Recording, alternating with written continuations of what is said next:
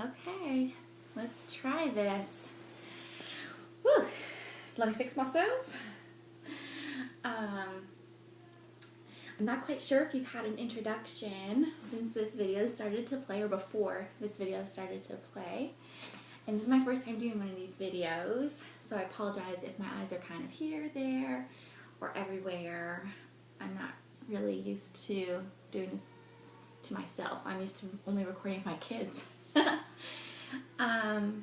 I guess I'll start with an introduction just in case. Good morning.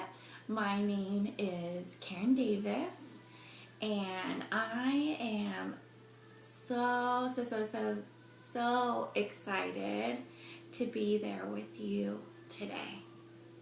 I am coming at you all the way from Oklahoma, but just a little over 2 years ago, I was sitting exactly where you are sitting at this very moment. Maybe not in the exact seat or chair, but in that room surrounded by all fellow moms there in Korea. And what a place that still has in my heart. I loved moms. I loved all of getting to know all of the moms, the other women who were in the same stage of motherhood as I was. I loved getting to know the mentor moms who were what I call the light at the end of the tunnel moms. You know, the moms who have been there, done that, and they come out of it all and say to you, who's maybe just now going through that, potty training, or, oh, my kid started biting my other child, or whatever it might be, whatever stage you're at, they're the ones that have come out and said, you know what, you will live. You will survive this stage of infanthood or toddlerhood, whatever it may be. So, before I get started, I just wanted to thank Gail for letting me come and speak with you guys this morning. She wrote me and asked if I'd consider filming a video for you all, and at first I was a little nervous. Like I said, I've never done this before, but then I felt like a total peace about it, especially when she shared what the topic was on. I know that the theme that you all have been studying this year is Be You Bravely. I love that. I think that is so awesome. And today I get the honor to chat with you about courage to be honest or vulnerable. Being brave in honesty, or I guess just as a general topic, if you are a note taker, you could just say we're going to talk about honesty today. So, when I was in MOPS, before every talk, I would grab myself a really hot cup of coffee, and I would sit down and I would just nestle in my seat like this and get really excited and really excited to listen. Sorry, I'm like going to stumble on my words. And so if you have a hot beverage this morning, I just want to say cheers to you. I think this one is backwards. It's Monday morning here, so I'm using my wake up, drink coffee, and punch today in the face mug. It's the best mug ever. It helps me feel like I'm going to accomplish so much on a Monday. It's like total mind play. But for those of you that don't know me, I wanted to start off by sharing just a little bit about who I am and everything, and hopefully tie in honesty through it all. For starters, this cup of coffee that I am drinking, oh goodness, this has been already reheated today, probably for, let me think, the third time before I sat down here. you know that third time when you've reheated coffee, you know the cream starts to stick to the edges of the mug, and it's so gross. But at the same time, coffee is my fuel, it is my power, and it is exactly what helps me go on with the rest of my day. So, anyways, if you see me make a little cringe face, it's only because my coffee isn't the best this morning after reheating it. I want to start off, like I said, by sharing a little bit about me. I am a child of God. I am a daughter. I am a sister. I have a brother and a sister. I am a wife of almost 10 years this summer. Wow. I am a mother to 3 awesome kids. I have a 7-year-old girl named Charlotte. I have, who we adopted while we were actually stationed in Korea. I have a 19-month-old Marley, who was in my belly just as we were leaving Korea. I had found out that I was pregnant. And then just shortly after I had Marley, 4 months later, I became pregnant, and so I've had back-to-back babies, and I have, he is now 7 months old. Finn is my little boy. He is napping. Marley is playing with her sister, so hopefully we won't have any interruptions. If not, I guess it's okay. So I am a mother. I am a teacher. I homeschool Charlotte, my little 7-year-old. I am a lover of coffee. Cheers. I am a photographer. I adore all things crafty. When I was there in Korea with the MOPS group, I got to do creative activities position for the steering team, and it was so much fun. And I just love all things crafty. I'm a blogger, and I love chocolate and bacon. Seriously, you can even mix the two, chocolate covered bacon, and I'm on board. Alright, so let's back it up a little bit. Whoa, hang on.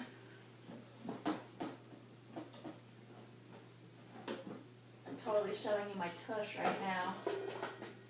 Okay. I'm going to back it up just a little bit. I wanted to actually show you my family.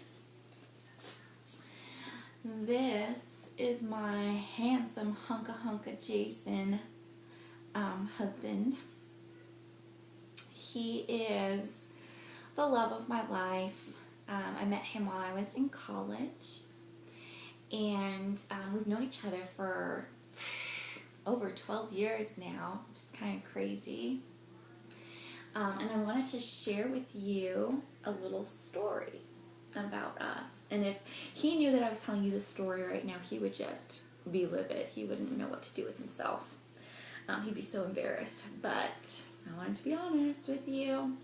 When we were dating, one of our first dates that we had, we wanted to watch a movie. And so we were just hanging out, and on TV was the movie Pearl Harbor, which, you know, we were like, oh, cool, it's about war. My husband's in the military, so I think he'll like it, you know. And it ended up that it was a very dramatic and lovey-dovey movie, which made it a little awkward. You know, we're sitting on the couch, a little popcorn in between us. And I just remember in one of those really quiet and moments where, like, Ben Affleck is about to kiss the lady, I don't even remember her name now. Anyways, Jason just gets up, sits on my lap, and he toots. He toots right on my lap. He passes gas. He farts. He rips one. Whatever you want to call it. There's so many words. He literally did that, and I was mortified. I was like, how is this person who's trying to get to know me going to do that? Like, this is only our third date. How is, you know, whatever. Like, why is he doing this? And I didn't know if I should say something, if I should kick him out of the apartment, or what I should do. And all of a sudden, he says, all right, now that we got that out of the way, I can be myself around you from now on. And I wasn't sure, like I said in that moment, if I should be totally grossed out or if I should be flattered that he felt so comfortable with me to share that with me in that moment. But I chose the latter. I don't know if that actually, like, that honesty that he presented in front of me helped me fall in love with him. I don't know. Not in that moment, but later on, through other things, it definitely did. I don't think... life has been such an adventure with this man. I don't think I would have chosen anyone else to do life with. Being honest makes you authentic. It's easy to connect with someone, whether it be your husband or a friend or even your child or your children. If they put it all out there, it's vulnerable, it's raw. And a person that shares their weaknesses with you lets you into their life and shows you their messes. So like I said, I'm a blogger. It's just something that I have done ever since I was young. Not blog, but journal. As everything started to happen with digital age, I started to really jump on the bandwagon of getting into this blogging, and I don't just do, the whatever is great moments. I blog the real stuff, the mess. And I feel like by doing so, I've always been able to be honest with myself, and honest with others through it. Because let's face it, we all sin, we're not perfect, and I basically call myself perfectly imperfect. So many people believe that if others see our insides or our undersides, that they would run away. But I don't see it that way at all. A person that shares with me their messes and owns up to them, that is usually a person that I'm interested in getting to know. It shows a genuine sense about them. And so when I read other people's blogs, or when I am meeting you for the first time, if you show me your mess, I'm already reeled in, like a fish. That's my bait, almost. Honesty is my bait. I will be your friend if you are honest with me, because it makes me be honest with you. So let's talk about my kids for a little bit. Like I said, I adopted, my husband and I adopted Charlotte when we were in Korea. She made me a mama. She was 3.5 years old when we picked her up in Ukraine. Wasn't certain if I would ever be able to have any kids on my own. And so I had 2 miscarriages before having Charlotte, adopting Charlotte. And Marley then came later on after we adopted Charlotte. Just about a year later, I became pregnant with Marley. And then the midwife said, Karen, once your well has been tapped, the water will keep on flowing. And I was like, that's not going to happen. There's no way I can get pregnant with another one. Sure enough, Finn came out a year and 2 weeks after. I'm pretty certain on most days I heavily rely on God's grace and strength to get through each day. I apologize to my children daily, sometimes hourly, for something, be it an anger outburst, something unkind that I might have said, or rude. I am very sarcastic, but it can come across as rude. Even sometimes for lack of patience, I think you get the picture. Even though the littlest babes might not understand me, I still apologize even to them. I own up to my sin. I try and be as honest with them as I would want them to be with me. And oftentimes they use it almost as, when I'm honest with them, they use it as an opportunity to be honest with me. My little vivacious 7-year-old Charlotte, she is very quick to point out my shortcomings. I think most parents have one kid that can do that for them. It's not always nice to hear, but it does hold me accountable. Why is honesty so tough? Sometimes we want to spare people's feelings. We want to avoid embarrassment, or maybe our image or reputation is on the line. We don't want others to think badly of us, and that is a very common. That's probably one of the most common reasons why honesty is so very, very tough. It requires courage. Because honesty makes us vulnerable and holds us accountable. There's always room for improvement, and so today I wanted to share 3 ways that you can fine-tune your efforts to develop courage to be both honest and tactful at the same time. Number 1, set the record straight. Are there times when you've been less than honest in the past? Have the courage to face those lies you've put out there so that you can put a stop to them. Number 2, be honest even in the little things. People like to exaggerate. People like to add flair. It might make their lives sound a little bit more interesting. But the problem is, if we are dishonest in the little things, it'll carry over into the more meaningful areas of our lives. So create those honest habits in the areas that require less courage, and then you can face the more difficult challenges more easily. That's one that I kind of always have to kind of remind myself, is to be honest even in the little things. Number 3, emphasize the positive honestly. It's not our job to judge others or point out our shortcomings. Kind of like with kids, like I said, it's easy for us to judge our little beings, and it's easy for us to say, hey, you're not obeying, hey, you're not being kind, hey, yada yada. But if we focus on the positive, then our honest evaluation of someone can be both refreshing and encouraging to that relationship.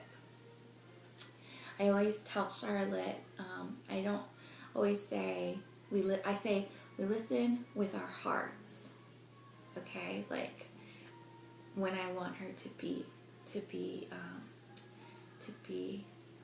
obedient, I say, let's listen with our hearts. And then she reminds, it helps her remember to be obedient. Instead of pointing out a negative, I try and give her a positive way to be. And I always emphasize with my kids, again, honesty, like I've said, because it's a catalyst. Honesty is a catalyst. When you are honest with them, they tend to be honest with you, and vice versa. Even with friends and with your husband, if you are honest with them, be prepared for them to be honest with you. It's a wonderful thing. It's how relationships are built. It's how we build our community with one another and foster our friendships. There's an awesome feeling that comes with being honest. You're being true, not just to others, but to yourself as well. And deception is ugly. It can be so hurtful, and nobody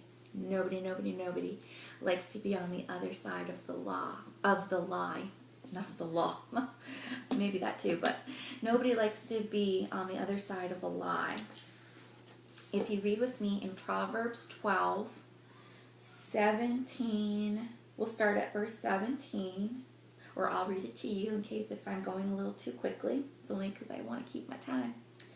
Whoever speaks the truth gives honest evidence, but a false witness utters deceit. There is one whose rash words are like sword thrusts, but the tongue of the wise brings healing. Truthful lips endure forever, but a lying tongue is but for a moment. I'm going to skip down to verse 22. Lying lips are an abomination to the Lord, but those who act faithfully are his delight. It's wonderful. I like that part. Those who act faithfully are his delight. God wants to know your messes. God wants you to be honest with him. He delights in your honesty, in your raw, in your real. He wants to know you. As mothers, we try to be so hard, or it's so hard, I should say, it's so hard to not want to aim to be perfect. I'm going to back that up because I almost stumbled in my words. As mothers, we try so hard to be perfect. We're surrounded by moms on TV and even our friends that you only see one side of them where they have it all together. They totally put the pressure on, right? Some people write perfect Facebook statuses about their lives.